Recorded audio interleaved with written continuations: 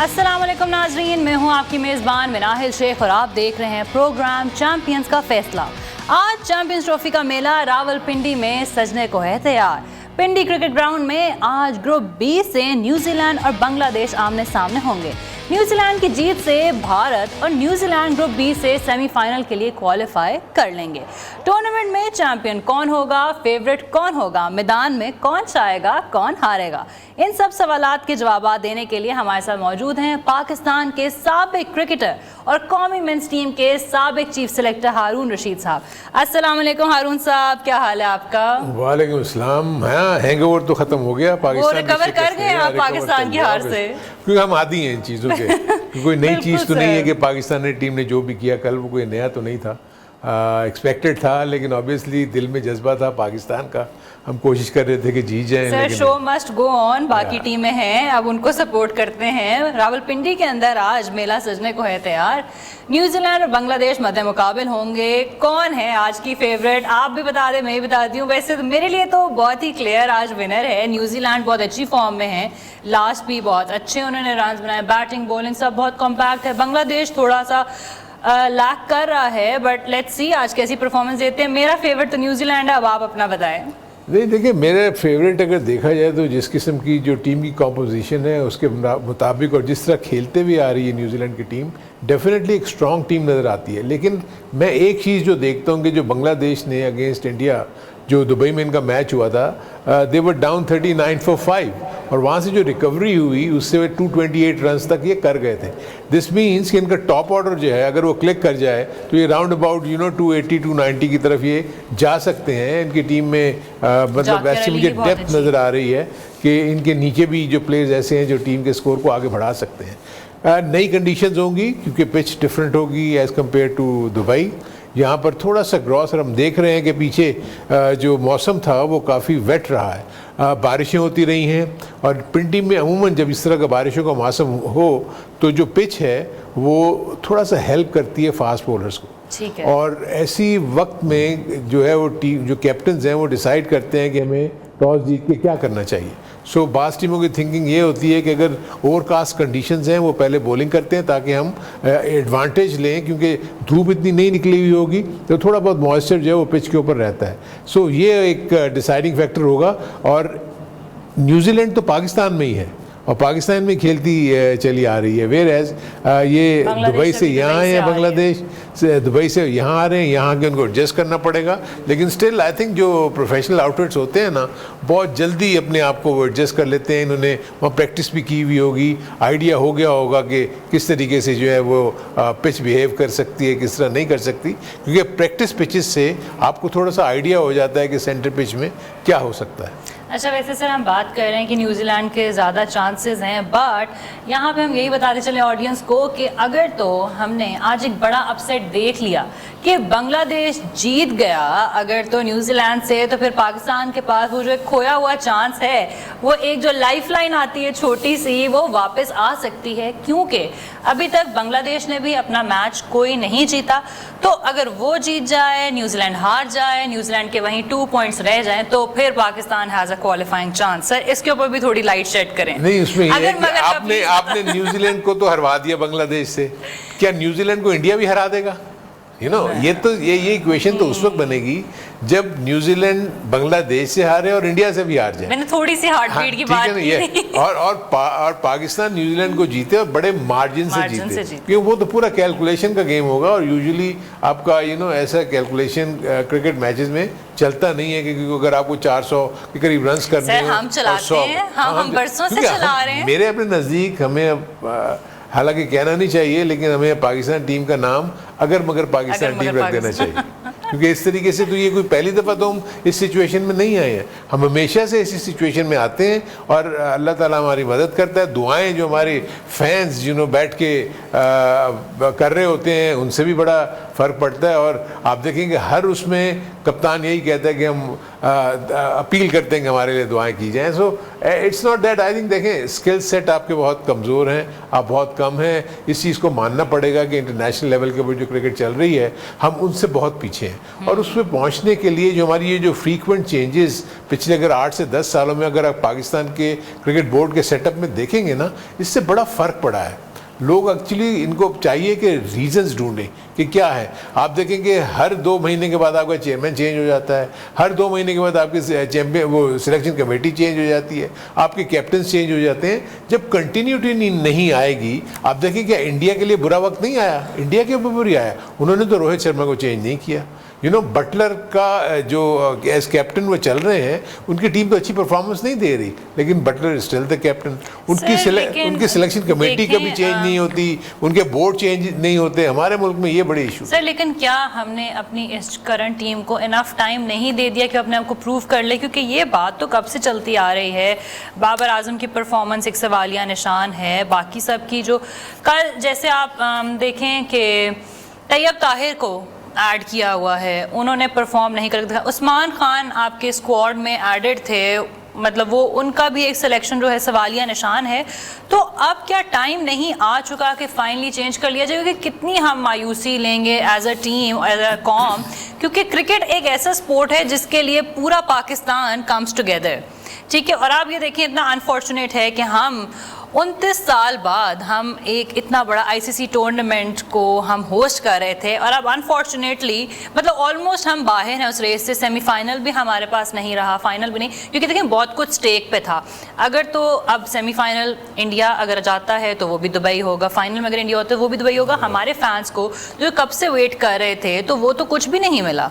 आप बिल्कुल आप ठीक कह रही हैं। देखिए जो ये चीज़ें ना, इसके आपके सवाल के 2-3 पहलू हैं जिसका हिसाब से जवाब दिया जा सकता है।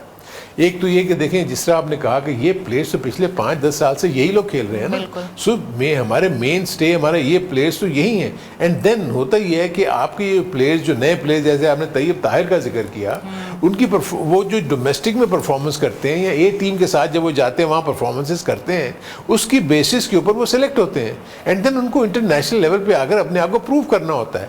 आपने उस्मान खान का जिक्र किया, उस्मान खान तो मैं हैरान हूँ कि आई थिंक वो मेरे नज़दीक तो उससे बड़ा उसने जो डिसीजन लिया पाकिस्तान में रुकने का, वो मेरे लिए बड़ा सरप्राइजिंग था। क्योंकि पाकिस्तान में उसकी जगह बननी इतनी मुश्किल थी कि पाकिस्तान के पास तो 2 से 3 विकेट कीपर बैट्समैन इतने मजबूत हैं, एक तो कैप्टन है, तो आपकी जगह पाकिस्तान की टीम में बनना वैसे ही मुश्किल नज़र आती थी। और यूएई में वो रहते हुए वो एक बड़े अच्छे कॉन्ट्रैक्ट में उनके साथ 3 से 5 साल के कॉन्ट्रैक्ट में थे, अच्छा खासा उनको पैसा भी मिल रहा था और उनकी पोजीशन सिक्योर थी। He was a number 1 candidate for that. So ये हम बाद में बात करेंगे अगर हम उसको फर्दर आते हैं। सर हम आते हैं वापस आज के मैच पे, न्यूजीलैंड और बांग्लादेश के मैच पे। बांग्लादेश का जो शाइनिंग स्टार लास्ट मैच में था वो रिडॉय था और जाकिर अली, उन दोनों ने बहुत अच्छा खेला। रिडॉय ने 100 सेंचुरी की, तो क्या लगता है आज वो कैसा परफॉर्म करेंगे? देखिए एक तो रिडॉय के ऊपर इसमें कोई शक नहीं कि उन्होंने अच्छा किया, लेकिन क्योंकि मैं ये फील करता हूँ कि उनके जो टॉप जो 5 बैट्समैन जो आउट हुए हैं ना, उनमें भी बहुत पोटेंशियल है। वो 35 फॉर 5 आउट थे। जी 35 आउट हुए, तो उसका मतलब अर्ली स्टेजेस पे अगर बैट्समैन आउट हो जाए तो उसका मतलब ये नहीं है कि वो अच्छा प्लेयर नहीं है। आई थिंक मुशफिकुर रहीम जो है बड़े अच्छे प्लेयर हैं, उनके जो लिटिन दास हैं वो बहुत अच्छे प्लेयर हैं, सोमिया सरकार हैं वो बहुत अच्छे प्लेयर हैं। आई थिंक आज इनमें टॉप 4-5 में से हो रही है कि महमूदुल्लाह तब इंजर्ड थे, बट आज ही माइट बी प्लेइंग, वो प्लेइंग 11 हमारे सामने आएंगे तो पता चल जाएगा। वो इसलिए वो मिडिल ऑर्डर बैटिंग में आएंगे, लेकिन मैं बात करूं टॉप 4-5 में से 2 से 3 कंट्रीब्यूशन होना बहुत ज़रूरी है। देखें आप कल के मैच में भी अगर आप देखेंगे तो कोहली अपनी टीम को नंबर 3 आया और आखिर वक्त तक उसने बैटिंग की।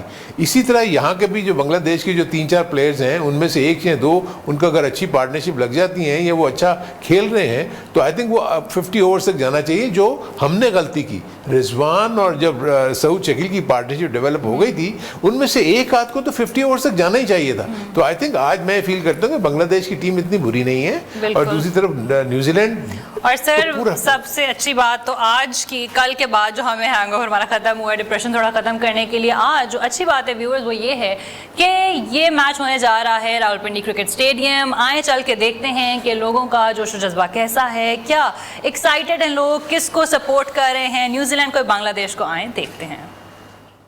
ट्रॉफी रावलपिंडी मेज़बानी को तैयार। आज पहला मैच बांग्लादेश और न्यूजीलैंड के माबैन खेला जाएगा। शायकीन क्रिकेट की आमद का सिलसिला भी जारी है, जहां पर हमें बड़ी तादाद में यहां पर पाकिस्तानी सपोर्टर्स नज़र आ रहे हैं। उसके साथ साथ यहां पर आज बांग्लादेश को सपोर्ट किया जा रहा है, न्यूजीलैंड को सपोर्ट किया जा रहा है। तो यहीं पर हमें बंगाली फ़ैन्स जो हैं वो भी नज़र आ रहे हैं, जो यहाँ पर अपनी टीम को सपोर्ट करने आए हैं और यहाँ पर भरपूर अंदाज में पाकिस्तान की मेज़बानी को जो है वो उस पर खुश भी हैं काफ़ी। चाहूँगी कि उनसे बात भी करें।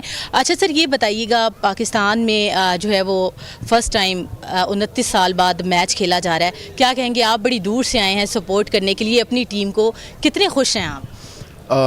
First thing, Assalamu alaikum everybody in Pakistan, all my friend and electronics media and also PCB. First things, today is the first match in the Rawalpindi, Bangladesh and New Zealand, but we are hope this time Champions Trophy 2025 Bangladesh today is good and great and playing in Islamabad Rawalpindi Stadium. We are supporting and we are coming first time in Islamabad, just watching match in Bangladesh, New Zealand and Bangladesh, Pakistan is Rawalpindi stadiums. Sir thank you so much. बिल्कुल आपने सुना, यहाँ पर जो Bengali fans हैं उनका कहना है कि पहली बार यहाँ पर रावलपिंडी में आए हैं, अपनी टीम को भरपूर अंदाज में सपोर्ट कर रहे हैं और आज यहाँ पर बांग्लादेश का मैच भी देखने आए हैं। यहाँ पर और भी हमारे पास फ़ैन्स हैं बंगाल के, उनसे भी बात करेंगे। सर क्या कहेंगे, आज जो पिंडी क्रिकेट स्टेडियम की पिच है काफ़ी सपोर्टिंग है, आपके पास तगड़े स्पिनर्स मौजूद हैं, आप अपनी टीम को ही सपोर्ट कर रहे हैं, क्या कहेंगे, कितने खुश हैं आप? बिल्कुल अल्हम्दुलिल्लाह बिल्कुल खुश हूँ मैं, जो फर्स्ट टाइम मेरा मुल्क से बाहर आता हुए मैं मैच देखने के लिए रावलपिंडी फर्स्ट मैच वो चलता है, तो हमारा देश बांग्लादेश के हम सपोर्ट करने जন্য इधर आया था, तो ऑल पाकिस्तानी पीपल हमको सपोर्ट करेगा, ये आशा करता है हम। Thank you so much. बिल्कुल आपने सुना, यहाँ पर जो बंगाल फैंस हैं। जी आयशा शोएब, बहुत शुक्रिया आपका, आप हमें रावलपिंडी क्रिकेट स्टेडियम से अपडेट कर रही थी। व्यूअर्स, यहाँ हुआ है वक्त एक शॉर्ट ब्रेक का, देखते रहिए चैंपियन का फैसला ओनली ऑन नियो न्यूज़। जी हारून साहब, न्यूजीलैंड ने टॉस जीत के फील्डिंग फर्स्ट की तरफ गए हैं, क्या लगता है कितना फेवर करेगा उनको ये वाला फैसला? आई थिंक उनके, क्योंकि बैटिंग बांग्लादेश की ब्रिटल उनको नज़र आई। जब दुबई वाला जो मैच हुआ था, 5 उनके खिलाड़ी बड़ी जल्दी गिर गए थे। जैसे मैंने पहले ही कहा था कि क्योंकि ओवरकास्ट कंडीशंस हैं और थोड़ा सा डैम्पनेस होगी, क्योंकि मुझे पिच के ऊपर बहुत ज़्यादा ग्रास तो नज़र नहीं आ रही कि जिससे कोई सी मूवमेंट मिले, लेकिन स्टिल प्रॉब्ली उन्होंने जो पिच तैयार हुई है, जिसके नीचे जो वाटर बेड है, उसका एडवांटेज लेने के लिए अर्ली स्टेजेस में अगर उनको हेल्प मिल जाती है उनके फास्ट बॉलर्स को, तो वो डेंट डाल सकते हैं। क्योंकि न्यूजीलैंड की जो बॉलिंग है ना, बहुत एक्यूरेट लाइन और लेंथ पे बॉलिंग करती है, तो जिसमें बहुत ज़्यादा चांसेस होते हैं कि बैट्समैन मिस्टेक करे और वो अपनी विकेट गंवा दे। सर अमूमन तो हमने देखा है कि रावलपिंडी में ज़्यादातर टीम्स तो बैट फर्स्ट की तरफ जाती हैं, लेकिन न्यूजीलैंड का आज क्या वो ड्यू फैक्टर को सामने रख रहे हैं, क्या सामने रख रहे हैं? क्योंकि देखिए इस वक्त जो कंडीशंस हैं पाकिस्तान में, उसमें ड्यू फैक्टर तो रोल प्ले कर रहा है अपना, इसमें कोई शक नहीं है। आपने देखा कि न्यूजीलैंड ऑस्ट्रेलिया के मैच में जो 350 रन जो जिस तरीके से चेज़ हुए, वही उनके जहन में भी होगा। लेकिन आई थिंक देखिए हर टीम की अपनी स्ट्रेटजी है। हमने दोनों टॉसेस जीते पाकिस्तान की टीम ने, लेकिन दोनों मैच हार गए, तो ये बड़ा कैलकुलेटिव ये जाते हैं पूरा, इनकी मेथोडोलॉजी बहुत अच्छे तरीके से इसको असेस करते हैं सिचुएशन को, एंड देन दे एक्ट। तो इन्होंने पूरा वे इन किया होगा, क्योंकि ये करीब है, इनको पता है कि कंडीशंस क्या कह रही हैं क्या नहीं कह रही, तो उसके मुताबिक इनको अपनी टीम की स्ट्रेंथ को देखा, बांग्लादेश की वीकनेसेस को देखा, एंड देन डिसाइड किया कि हम पहले बॉलिंग करते हैं, इनको रिस्ट्रिक्ट करेंगे या ऑल आउट करेंगे, एंड देन वील सी कि हमें कितना टारगेट मिलता है। सर क्या लगता है आज की पिच पे क्या अच्छा टारगेट होगा? अगर तो हम कह रहे हैं कि Bangladesh has a fighting chance, तो कितना टारगेट बांग्लादेश को रखना चाहिए? देखिए, मैं जो रावलपिंडी की जो ग्राउंड्स हैं की जो बाउंड्रीज हैं, वो भी कोई बहुत बड़ी नहीं है। तो मैं समझता हूँ अगर न्यूजीलैंड इस काबिल हुई कि राउंड अबाउट 240-250 पे अगर रिस्ट्रिक्ट कर लें या ऑल आउट कर लें, तो आई थिंक न्यूजीलैंड का बड़ा अच्छा चांस होगा इस मैच को जीतने। ठीक है सर, और हम बात करें कि महमूदुल्लाह भी वापस आ रहे हैं, उनका ये कहना था, तो महमूदुल्लाह क्या आज चेंजेस जो हैं उसकी वजह से कितना डिफरेंस आप एक्सपेक्ट करते हैं बांग्लादेश? देखिए, वो नीचे आके ना बड़ी अच्छी बैटिंग करते हैं, क्योंकि उस वक्त जब 40 ओवर्स के बाद मोस्ट लाइकली अगर इनका टॉप ऑर्डर चल जाए तो महमूदुल्लाह की बैटिंग आती है कोई 35 ओवर के बाद, और वो वहाँ के लिए आइडल, वो बड़े अच्छी हिटिंग करते हैं और वो टीम के स्कोर को बढ़ा सकते हैं। अब महमूदुल्लाह फिट होकर वापस तो आए हैं, लेकिन अब देखना ही है कि वो मैच फिटनेस के पॉइंट ऑफ व्यू से कितना वो करीब है। सो वील हैव टू सी, क्योंकि जब भी कोई प्लेयर नया मैच खेलता है काफ़ी इंजरी के बाद, तो उसके लिए थोड़े से एप्रीहेंसिव वो होता है कि पता नहीं मैं कैसे करूँ कैसे नहीं। जी ठीक है। और सर न्यूजीलैंड के बॉलिंग अटैक के बारे में आज क्या ख्याल है? हाँ, मेरे नज़दीक तो जिस तरीके से इन्होंने पहले भी जो बॉलिंग करते हुए दिखाया है कि इनकी जो, जब पाकिस्तान को 10 ओवर में 21 रन करने दिए एक ऐसी पिच के ऊपर जो कि अच्छी थी बैटिंग के लिए, सो इससे अंदाज़ा होता है कि उनकी लाइन और लेंथ कितनी उम्दा होती है। ये उसी लाइन और लेंथ पे बॉलिंग करेंगे। अगर तो ये इस काबिल हो गए कि फर्स्ट 10 ओवर्स में 2 से 3 विकेट्स अगर ले जाए तो ऑटोमेटिकली फिर बांग्लादेश उस पर चला जाएगा डिफेंसिव मोड में और कोशिश करेगा कि जैसे रदौय ने एक अच्छी इनिंग खेली थी नीचे जाकर, फिर वो एक्सपेक्ट करेंगे कि वो करें। लेकिन न्यूजीलैंड ने क्योंकि टॉस जीत के पहले बैटिंग की है तो इनके बॉलर्स को डिलीवर करना पड़ेगा। अच्छा सर, एक और चेंज भी है बांग्लादेश में। सौम्या सरकार को उन्होंने बेंच पे ही रखा है, बिकॉज उन्होंने लास्ट टाइम तो ओपन किया था, बट वो हमने देखा कि वो 0 रन पे ही बॉल हो गया थे, आउट हो गए थे। और आज कर रहे हैं ओपन तंजीद हसन और शंतो खुद। तो क्या लगता है कैसा चेंज आएगा, क्योंकि शंतो की तरफ से भी हमने कोई इम्प्रेसिव बैटिंग नहीं देखी। देखिए, बड़े प्रॉमिसिंग थे जब शंतो ने आगाज़ किया था अपने इंटरनेशनल करियर का, लेकिन मैं देख रहा हूँ कि वो थोड़ा सा पैची हैं, इनकंसिस्टेंट हैं। सो इस टॉप पोजीशन के लिए आपको ऐसे चाहिए कि हर 2 से 3 इनिंग के बाद आपकी एक अच्छी इनिंग नज़र आनी चाहिए। आज इन्होंने अपने ओपनिंग पेयर चेंज किया है, हालांकि सौम्या सरकार पीछे बहुत अच्छा खेलते हुए आ रहे थे। एक इनिंग के ऊपर इन्होंने उसको ड्रॉप कर दिया। ऑब्वियसली वो थिंक टैंक ने सोचा होगा, लेकिन इन दोनों के लिए बड़ा ज़रूरी है कि न्यूजीलैंड के अच्छे अटैक को ना सिर्फ ये कि निगेट करें बल्कि रन्स भी बनाएं। रन्स बनाते हुए ये अगर ये बनाते रहेंगे तो इनका रेट ऑफ स्कोरिंग जो है थोड़ा बेहतर रहेगा। अगर ये राउंड अबाउट 3 या 4 के उसमें रहे औसत इनकी रही रन बनाने की, तो फिर तो ये बहुत ज़्यादा रन्स नहीं बना सकेंगे। दूसरी तरफ आई थिंक न्यूजीलैंड ने भी एक शायद चेंज किया है, उन्होंने भी शायद जेमिसन का, मैंने सुन रहे थे अगर if I have heard correctly कि उन्होंने शायद जेमिसन को, कि वो भी एक बड़े लंबे कद के फास्ट बॉलर हैं, ऑलराउंडर हैं, उनको जी जेमिसन भी नहीं अभी खेल रहे। हाँ, तो वो जो न्यूजीलैंड की जो भी टीम होगी मेरा ख्याल है उसका तो उनका बैलेंस बहुत ही अच्छा है। उनके पास फास्ट बॉलर बहुत अच्छे हैं, हेनरी बहुत अच्छी बॉलिंग करता है। सर न्यूजीलैंड को ये भी एज है कि वो पाकिस्तान की जो ट्राई सीरीज़ हो रही थी उसमें भी वो क्लियर विनर थे। साउथ अफ्रीका भी नहीं उनके साथ कर सका, पाकिस्तान भी वो खाली एक मैच जीते, एक हार गए, तो उनका मोराल वैसे ही बहुत हाई है। उनकी फॉर्म देखी जाए, लास्ट उनके 5 मैचेस उठा के देख ली जाए तो उनकी 4 विन्स हैं, 1 लॉस है। नहीं, देखिए, जो आपने भी ट्राई नेशन की बात की ना, इसका मतलब ये है कि उनकी preparation as compare to other teams Pakistan की कंडीशन में बहुत बेहतर है। उनको काफ़ी हद तक आइडिया हो गया हुआ है कि पाकिस्तान की पिचेस कैसे बिहेव करती हैं। पहले बैटिंग करें तो क्या होता है, सेकंड बैटिंग करें तो क्या होता है, और उसके बाद फिर वो अपनी टीम की स्ट्रेंथ और वीकनेसेस को देखते हैं। ये दोनों सूरतों में बेहतर है। पहले बैटिंग करेंगे तो एक अच्छा टारगेट लगाते हैं, जब सेकंड बैटिंग करेंगे तो चेस बहुत अच्छा करते हैं। ठीक है जी व्यूअर्स, आज होने जा रहा है न्यूजीलैंड और बांग्लादेश के दरमियान मैच रावलपिंडी क्रिकेट स्टेडियम में, और बताते चलें कि बांग्लादेश पहले बैट फर्स्ट की तरफ जा रहा होगा। कुछ ही देर में इनका मैच शुरू होने वाला होगा। देखते रहिए चैंपियन का फैसला। हम आते हैं एक शॉर्ट ब्रेक के बाद। Welcome back viewers. यहाँ पे आपको बताते चलें कि न्यूजीलैंड के टॉम लेथम ने पाकिस्तान के खिलाफ इफ्ताही मैच में शानदार सेंचुरी स्कोर की थी। 118 रन्स इनिंग्स में 10 चौके और 3 छक्के शामिल थे। जी हारून साहब, टॉम लेथम आज क्या एक मरतबा फिर से आपको एक उभरता हुआ सितारा, शाइनिंग स्टार नज़र आते हैं या नहीं? देखिए, एक तो जो सबसे इम्पॉर्टेंट चीज़ ये है कि कोई भी टीम चाहती है कि उसके तमाम के तमाम जो बैटर्स जिनकी जिम्मेदारी है टॉप 6 के, वो फॉर्म में हो। लेथम आउट ऑफ फॉर्म थे, ठीक है। इसी तरह will young out of form थे। पिछले मैच में जो इनकी फॉर्म वापस आई है तो इससे ये हुआ कि उनकी टीम और मजबूत हो गई। अब जैसे केन विलियमसन हमेशा से रन्स कर रहे थे, इसके अलावा उनके जो और दूसरे साथी हैं जो उनके मेन कंट्रीब्यूटर्स हैं वो रन्स कर रहे थे, लेकिन ये दोनों आउट ऑफ फॉर्म थे।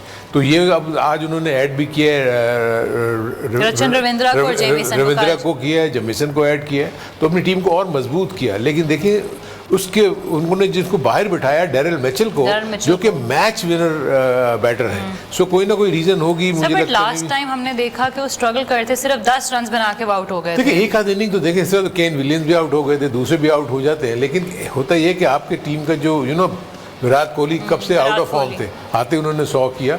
सो ऐसे प्लेयर्स जो मैच विनर्स हों वो किसी को भी जब फॉर्म में आए तो आपकी टीम के लिए अच्छा होता है। लेकिन ये चीज़ शो करती है कि आपकी बेंच स्ट्रेंथ कितनी मजबूत है। जो कि हम जो अपनी पाकिस्तान टीम के लिए रोना रो रहे थे वो यही थी कि हमारी बेंच स्ट्रेंथ मजबूत नहीं थी। अब यहाँ अगर आप देखेंगे तो इसमें चैपमैन बाहर बैठे हुए हैं, डेरिल मिचेल बाहर बैठे हुए हैं, जो किसी भी टीम का हिस्सा बन सकते हैं। सो मेरे अपने नज़दीक ये है कि न्यूजीलैंड इसलिए मुझे बहुत ज़्यादा स्ट्रॉन्ग और फेवरेट नज़र आ रही है कि उनका जो पूरे का पूरा स्क्वाड है वो इस कंडीशंस में और दुबई की कंडीशंस के लिए आइडियल है। देखें ना, आज रविंद्रा के आने से उनकी स्पिन बॉलिंग और बढ़ गई। इसका मतलब है कि वो टीमें जो बाहर से आई हुई हैं वो स्पिनर्स पे इन्हिसार कर रही हैं और हम फास्ट बॉलर पे इन्हिसार कर रहे थे, और जिसका खुमियाजा हमको भुगतना पड़ गया क्योंकि हमारे फास्ट बॉलर्स ने तो कुछ नहीं किया, बट हमारे का स्पिनर अब्रार ने करके दिखाया। अच्छा सर, जेमिसन की इंक्लूजन क्या डिफरेंस लाएगी? देखिए वो एक ऑलराउंडर हैं, वो अनफिट थे, वो काफ़ी अरसे से उनके साथ प्रॉब्लम चल रही थी। मेरे ख्याल वो अपनी बैक सर्जरी या नी सर्जरी करवा के आए हैं और बड़ा पूरा एक सीज़न वो खेले हैं। उसके बाद उन्होंने परफॉर्मेंस की और वापस आए हैं। He is got some height, और उसके बाद वो बॉलिंग भी करते हैं और बैटिंग भी बहुत अच्छी कर लेते हैं। और उनकी हाइट की वजह से जो एक्स्ट्रा बाउंस है वो बैटर्स को थोड़ा सा डिस्टर्ब करता है। सो इस वजह से उनकी एडिशन उनकी फास्ट बॉलिंग डिपार्टमेंट को और ज़्यादा स्ट्रेंथन करेगी आज। और इसके साथ साथ जो स्पिनर्स का बैकअप है, जिसमें आप देख ही रहे हैं कि उनके जो स्पिनर्स हैं वो बहुत ही अच्छी बॉलिंग कर रहे हैं, सेंटर खुद लीड कर रहे हैं, और उसके साथ साथ उनके साथ जो ऑफ स्पिनर हैं वो बड़ा इंपॉर्टेंट रोल प्ले कर रहे हैं। सो मेरे नज़दीक रविंद्रा के आने से वो और ज़्यादा मजबूत होते हुए। सर जो उनके टॉप, आप जो 6 की बात कर रहे हैं, टॉप बात की जाए तो विल यंग है, डेवन कॉनवो है, केन विलियमसन है नंबर 3 पे, नंबर 4 पे टॉम लेथम है, नंबर 5 पे रचिन रविंद्रा हैं और नंबर 6 पे ग्लेन फिलिप्स हैं। तो आप देखें उनका जो फर्स्ट 6 है वो कितना कम्पैक्ट है। इसमें से अगर तो तीन भी वेल परफॉर्म कर जाएं तो आप एकदम से 300 प्लस पे जाएंगे। सो ये आप देखें ना, फिलिप्स कितना डिस्ट्रक्टिव है जब नीचे वो आगे बैटिंग करता है। अगर टॉप ऑर्डर 30 से 35 ओवर खेल जाए और उसके बाद फिलिप्स की एंट्री हो तो वो तो 3 से 4 ओवरों में, 6 से 8 ओवर्स में अपनी पूरी की पूरी बैटिंग का कॉम्प्लेक्शन चेंज कर देता है और रेट ऑफ स्कोरिंग को कहाँ से कहाँ ले जाता है। सो आई होप, बट हम बात वही करते हैं कि आपके ऊपर अगर कोई चीज़ डिपेंड की जा रही है तो आप उसको डिलीवर करें। सर तो अभी आपकी प्रेडिक्शन क्या है? कुछ चेंज हुई प्लेइंग 11 को देख के? सेम है? नहीं, same he. I think New Zealand has a strong chance of winning it, but I think आप बांग्लादेश को भी ये नहीं कह सकते कि वो बिल्कुल आउट नहीं कह सकते। जी व्यूअर्स, तो अरुण साहब की प्रेडिक्शन हमारे पास आ गई है कि न्यूजीलैंड क्लियर फेवरेट है। अब देखना ये है कि मैच में होता क्या है। एक मरतबा फिर से आपकी खिदमत में हाजिर होंगे पोस्ट मैच डिस्कशन को लेके रात 12:10 पर। देखते रहिए चैंपियन का फैसला, ओनली ऑन नियो न्यूज़।